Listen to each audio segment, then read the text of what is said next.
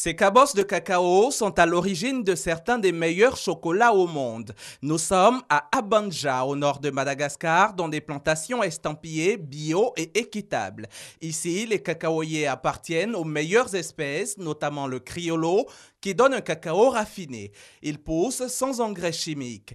La saison sèche les préserve des moisissures et l'insularité des maladies. Sur son hectare, Cyril cultive aussi du café et de la vanille, mais c'est le cacao qui lui permet de nourrir sa famille. Cacao plus rentable plus que la vanille parce que cacao ça pousse toute l'année. Mais la viande si elle ne veut pas cacao c'est difficile. Après la récolte, les petits planteurs extraient les fèves fraîches. Ils vendent à de grandes compagnies via des coopératives locales qui s'occupent de la fermentation et du séchage des fèves. Cette semaine, Cyril a touché 70 centimes d'euros par kilo de fèves brutes, alors que le chocolat fin issu de ces fèves peut valoir jusqu'à 50 euros le kilo en Europe. Nous sommes toujours exploités par les Blancs. Oui. Et nous sommes conscients de notre sort aussi. Et en plus, normalement, le prix que tous les collecteurs qui prennent maintenant, ce n'est pas la vérité de prix. Le prix doit être triplé. C'est ça le vrai prix. La majorité des habitants de la région travaillent pour les petits propriétaires comme Cyril ou dans les grandes plantations.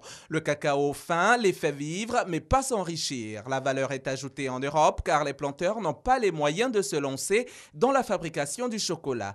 Même les grands producteurs comme Mava exportent l'essentiel de leur récolte aux conditions dictées par le marché. Le cacao fin n'échappe pas à la pression exercée par les grands groupes sur le marché global du cacao. La grande partie du chocolat, il est produit avec un cacao, pas des cacaos fins. Et les sociétés qui commercialisent la plus grande partie de ce cacao-là, c'est des grandes sociétés, hein, Lindt, Kraft, Suchard, Mars, pour faire de la barre chocolatée. Et ça, c'est des sociétés qui essayent souvent d'abaisser les prix du cacao, qui eux sont déterminés par la bourse. Hein. Une petite partie de la production de Mava est transformée dans le pays par la chocolaterie Robert qui exporte des plaquettes et en vend aussi sur place.